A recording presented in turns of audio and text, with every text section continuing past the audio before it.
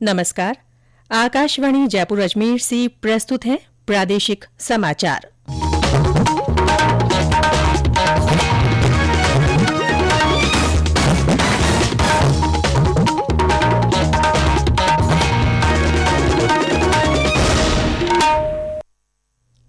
समाचारों के साथ मैं रितिका गुप्ता।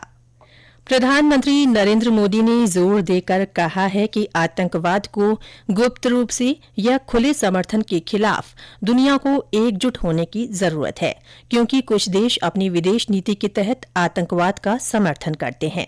नई दिल्ली में आज आतंकियों को वित्त पोषण पर रोक लगाने संबंधी तीसरे मंत्री स्तरीय सम्मेलन नो मनी फॉर टेरर को संबोधित करते हुए श्री मोदी ने कहा कि आतंकवाद का समर्थन करने वाले देशों पर जुर्माना लगाया जाना चाहिए।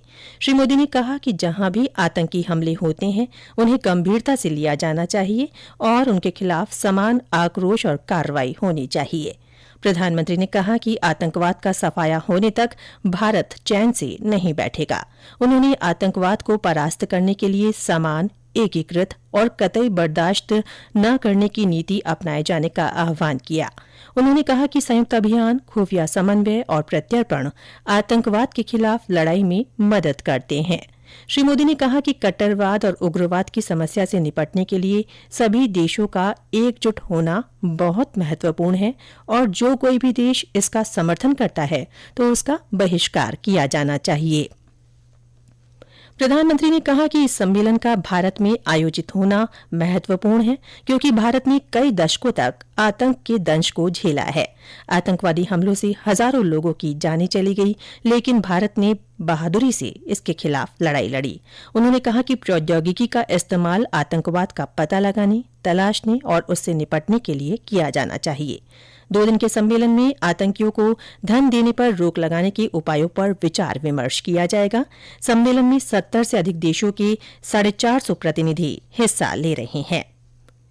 भारत का पहला निजी विक्रम सब ऑर्बिटल रॉकेट आज सुबह करीब 11:30 बजे श्रीहरिकोटा में सतीश धवन अंतरिक्ष केंद्र से प्रक्षेपित किया गया। अंतरिक्ष मंत्री डॉ जितेंद्र सिंह ने बताया कि इस प्रक्षेपण से वाजिब लागत पर उपग्रह प्रक्षेपण सेवाओं की शुरुआत हुई है। केंद्रीय सूचना और प्रसारण मंत्री अनुराग ठाकुर ने प्रक्षेपण के लिए इसरो को बधाई दी है। एक ट्वीट संदेश में उन्होंने कहा कि आत्मनिर्भर भारतीय निजी क्षेत्र के अंतरिक्ष में प्रवेश करने का ये सिर्फ प्रारंभ है। उपराष्ट्रपति जगदीप धनखड़ कल झुंझुनू के दौरे पर रहेंगे। वे खेतड़ी में स्वामी विवेकानंद संदेश यात्रा को हरी झंडी दिखाकर रवाना करेंगे। इस मौके पर केंद्रीय संस्कृति राज्य मंत्री अर्जुन राम मेघवाल भी मौजूद रहेंगे। ये यात्रा 50 दिनों में प्रदेश के सभी जिलों में जाएगी, जहां 75 स्थानों पर कार्यक्रम आयोजित कर स्वामी विवेकानंद के जीवन और उनके संदेश के बारे में युवा और आमजन को जानकारी दी जाएगी। आज जयपुर का 295वां स्थापना दिवस है। आमेर के महाराजा सवाई जयसिंह द्वितीय ने आज ही के दिन 1727 में इस शहर की स्थापना की थी। दुनिया भर में गुलाबी नगर के नाम से मशहूर जयपुर का इतिहास काफी समृद्ध है। ये 3 तरफ से अरावली पर्वतमाला से घिरा हुआ है। यहाँ का आमेर किला, नाहरगढ़, जयगढ़, सिटी पैलेस, हवा महल, अल्बर्ट हॉल और जंतर मंतर प्रमुख पर्यटन स्थल है। यहाँ हर वर्ष लाखों देशी विदेशी सैलानी घूमने आते हैं। जयपुर के स्थापना दिवस पर कई कार्यक्रम आयोजित किए जा रहे हैं। आज जयपुर ग्रेटर नगर निगम और हेरिटेज नगर निगम की ओर से गंगा पोल पर गणेश पूजन के साथ जयपुर समारोह की शुरुआत हुई। गोविंद देव जी मंदिर में कथक नृत्य का आयोजन किया गया। इस बार जयपुर स्थापना दिवस समारोह 18 दिसंबर तक चलेगा।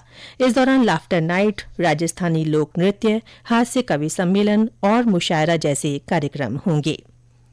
सीकर जिले में चिकित्सा और स्वास्थ्य विभाग नाबार्ड की मदद से 7 स्वास्थ्य केंद्रों के नए भवनों का निर्माण करवाएगा।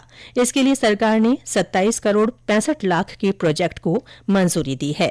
नाबार्ड के सहायक महाप्रबंधक ML मीणा ने बताया कि इसके लिए 85% यानी 23 करोड़ 50 लाख रुपए की राशि नाबार्ड की ओर से दी गई है। इसी के साथ प्रादेशिक समाचार बुलेटिन समाप्त हुआ। नमस्कार।